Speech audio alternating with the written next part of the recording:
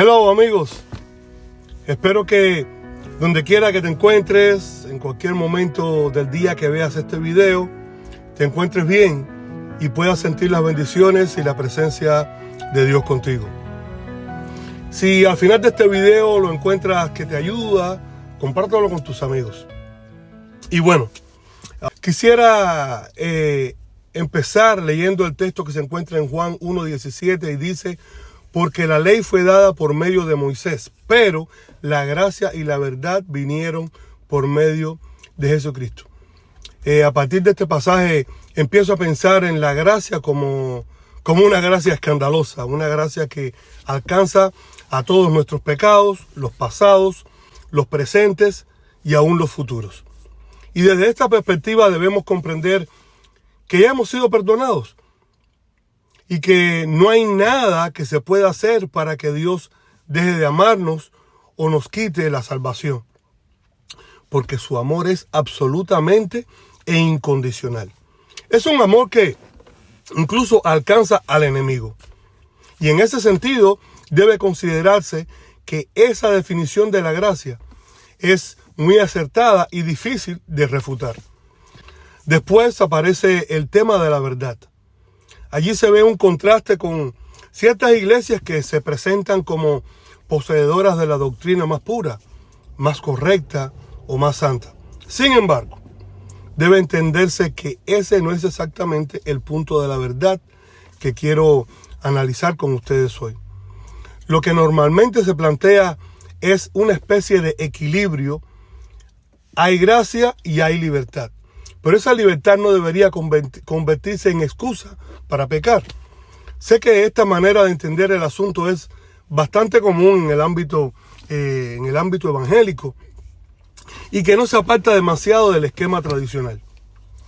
Pero entonces surgen preguntas importantes como: ¿de verdad este texto quiere decir que Jesucristo vino a equilibrar la ley y la gracia? ¿Acaso significa que Jesús trajo un balance entre el perdón y la santificación, entre gracia y advertencia moral? Es decir, vino a decirme: te perdono, pero no abuses de esa libertad. En realidad, creo que esa interpretación no tiene mucho sentido. Entiendo que Jesús confiaba en que el perdón mismo era el que transformaría a las personas. No veo en él un interés principal por imponer un proceso de cambio moral basado en advertencias, sino más bien un deseo de demostrar que las personas son amadas de verdad. Para entender esto mejor, se necesita examinar el origen del texto. Cuando se estudia un pasaje bíblico no basta con una lectura rápida o superficial. Un versículo puede contener niveles muy distintos de profundidad. Algunos sentidos son evidentes, otros son más hondos y a veces se encuentran verdades bien profundas cuando se investiga con cuidado. Por eso el análisis exige tiempo y esfuerzo. Debe entenderse que la expresión gracia y verdad viene del Antiguo Testamento. Aparece, por ejemplo, en Éxodo 34:6 y dice: y pasando Jehová por delante de él, proclamó: Jehová, Jehová, fuerte, misericordioso y piadoso, tardo para la ira y grande en misericordia y verdad. Vemos a Moisés describiendo a Dios como abundante en misericordia y verdad. En hebreo, esta expresión se relaciona con el concepto Hesed Vehemet.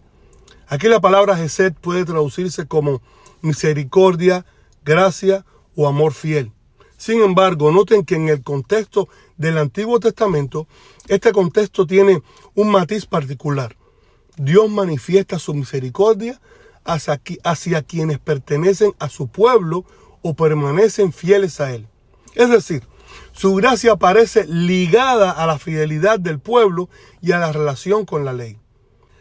En cambio, cuando se llega al Nuevo Testamento, se encuentra una perspectiva mucho más radical. Mateo 5:45 dice: para que seáis hijos de vuestro Padre que está en los cielos, que hace salir su sol sobre malos y buenos, y que hace llover sobre justos e injustos. También en 2 de Timoteo 2:13 dice, si fuéramos infieles, Él permanece fiel, y Él no puede negarse a sí mismo. También en Romanos 5:8 dice, mas Dios muestra su amor para con nosotros, en que siendo aún pecadores, Cristo murió por nosotros. Allí se ve que, aun si los seres humanos son infieles, Dios permanece fiel. Su amor no queda limitado a un grupo determinado. Él hace salir su sol sobre justos e injustos, sobre buenos y malos. En cuanto al término hebreo emet, se entiende como algo auténtico, firme, fiel. Por eso Juan 1:14 dice, y el verbo fue hecho carne y habitó entre nosotros, y vimos su gloria, gloria como la del unigénito del Padre, lleno de gracia y de verdad. Cuando se lee el Evangelio de Juan y encuentro la expresión gracia y verdad, no pienso simplemente en dos conceptos separados, sino en una fórmula hebrea conocida que Juan está retomando. En el texto griego se encuentra además un detalle que me parece sumamente importante. La ley fue dada por medio de Moisés, mientras que la gracia y la verdad vinieron por medio de Jesucristo. La ley fue entregada como un sistema. En cambio, la gracia y la verdad se manifestaron, aparecieron, llegaron a la existencia en Jesús. Eso nos lleva a una conclusión profunda. La verdadera gracia se hizo visible en la persona de Jesucristo. Ya no la veo solo como una idea abstracta, sino como una realidad encarnada. Desde ese punto de vista, Juan está contraponiendo dos realidades. De un lado está la ley dada por Moisés y del otro lado está la verdadera gracia manifestada en Cristo. Así la palabra verdad no funcionaría como un segundo elemento independiente que equilibra la gracia, sino más bien es como un calificativo que la autentica. La gracia verdadera, la gracia genuina. Tristemente recuerdo viviendo en Cuba, en la iglesia a la que asistía, en algunas ocasiones se decía en los anuncios, los miembros de la iglesia deben quedarse después del culto para una reunión.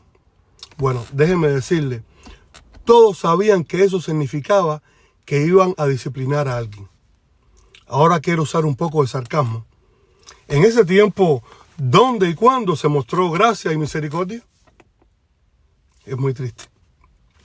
Pero Jesús, por el contrario, no vino a acusar ni a condenar, sino a revelar una gracia completamente distinta de cualquier sistema religioso basado en condiciones. Esa gracia, tal como la entiendo, no depende de pertenecer a un grupo, ni de cumplir ciertas normas, ni de alcanzar un determinado nivel moral. Es una gracia que se extiende incluso hacia quienes están lejos o son considerados enemigos.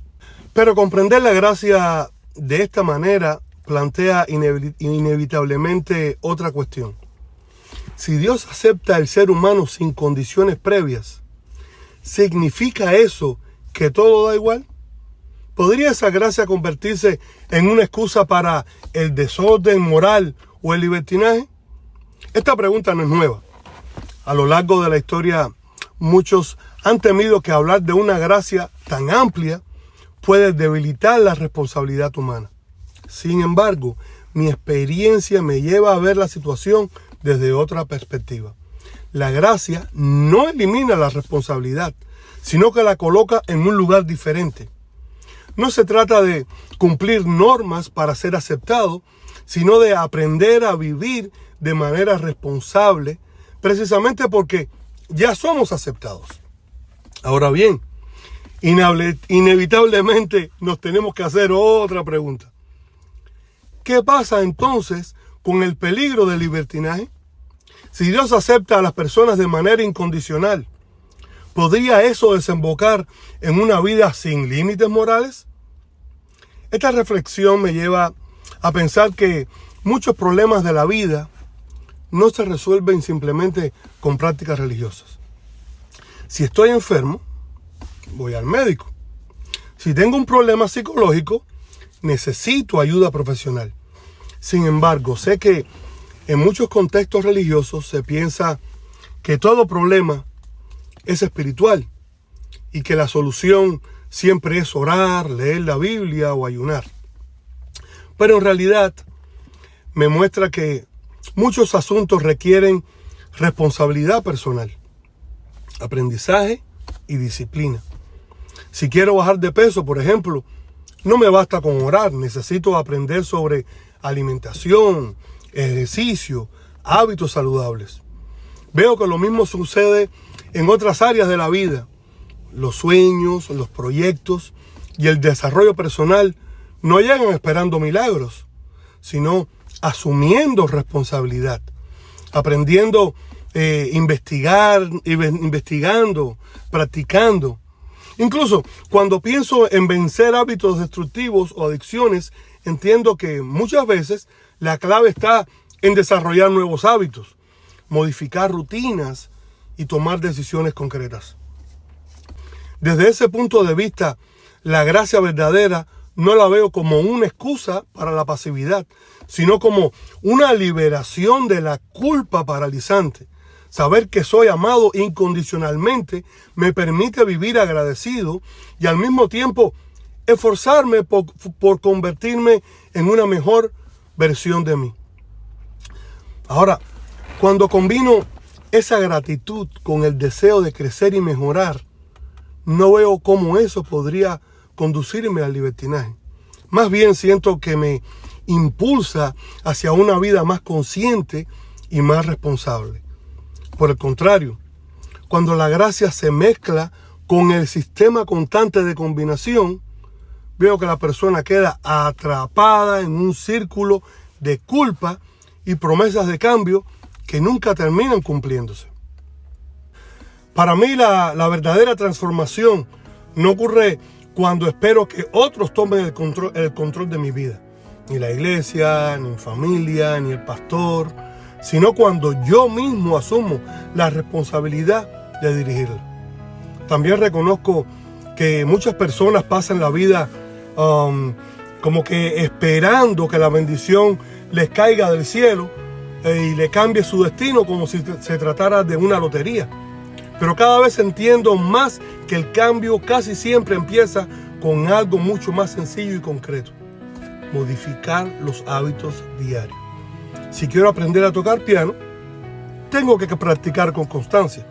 Si quiero terminar una carrera universitaria, necesito estudiar. Si deseo mejorar mi situación económica, debo aprender sobre finanzas, ahorrar, investigar, invertir. Del mismo modo, creo que mi fe madura cuando abandono la idea de pelear batallas imaginarias con herramientas que no producen resultados reales. En definitiva, llego a esta conclusión: la gracia auténtica no es una excusa para la irresponsabilidad, sino el fundamento de una libertad que nos permite vivir sin culpa paralizante y asumir con decisión la tarea de transformar mi vida de una manera propia. Dios te bendiga y espero que si este análisis te ayuda a crecer, cree que puede servir a otros, le des like y lo compartas con tus amigos. Dios te bendiga y nos vemos en el próximo video.